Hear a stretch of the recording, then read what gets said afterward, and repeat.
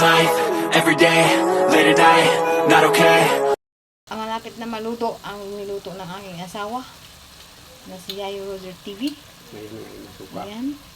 So, nilagyan ng siling haba. Dalawang siling haba, okra, at yung pang chapsuy na Di ba may itlog? gulay. Hindi na. Opo. Hindi na lagyan Lagyan, pwede. Lagyan mo itlog. Okay. So, ako po ay gutom na. Galing sa school. Tikman lang natin mga kapexi. Dapat wala na pala yung... Latman. Ha? Alatman dong. Alat nga. Tangan mo, nag-konday. Okay.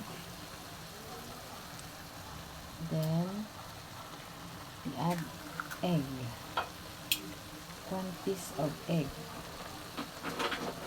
To add flavor